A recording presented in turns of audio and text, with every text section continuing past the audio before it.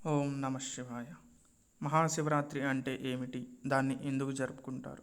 భారతదేశ ఆధ్యాత్మికపు క్యాలెండర్లో అద్భుతమైన శివునిరేయిగా చెప్పుకునే మహాశివరాత్రి అత్యంత ప్రముఖమైన పండుగ. ప్రతి చాంద్రమాన మాసంలోని 14వ రోజు లేదా అమావాస్యకు ముందు రోజుని శివరాత్రి అంటారు.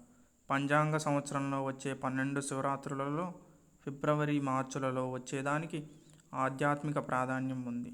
ఈ రాత్రి భూమి ఉత్తర అర్ధగోళంలో ఎటువంటి స్థితిలో ఉంటుందంటే మనిషిలోని శక్తి సహజంగానే ఉప్పొంగుతుంది.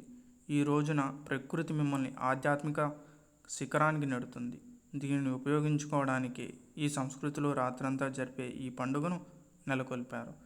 మనం తెల్లవార్లు జాగారం చేసి మన వెన్నెముకను నిటారుగా ఉంచడం ద్వారా ఇలా శక్తులు సహజంగా పైకి ఎగసిపడడానికి సహకరించవచ్చు.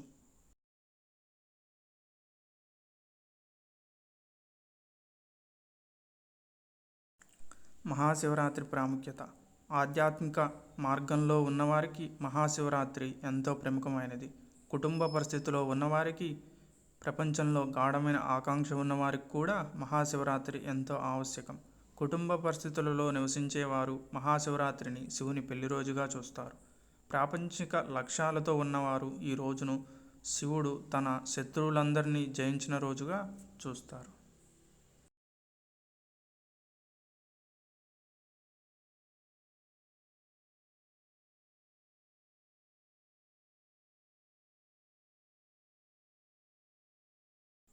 కానీ సన్యాసులకు మాత్రం ఈరోజు ఆయన కైలాస పర్వతంలో ఒకటైన రోజు.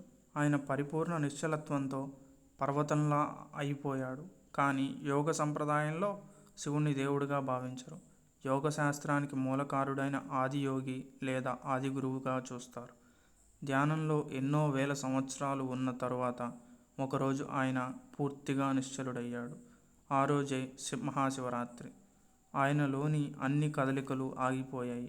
సంపూర్ణంగా నిశ్చలుడయ్యాడు. అందుకనే మహాశివరాత్రిని సన్యాసులు నిశ్చలత్వానికి ప్రతీకైన రాత్రిగా చూస్తారు.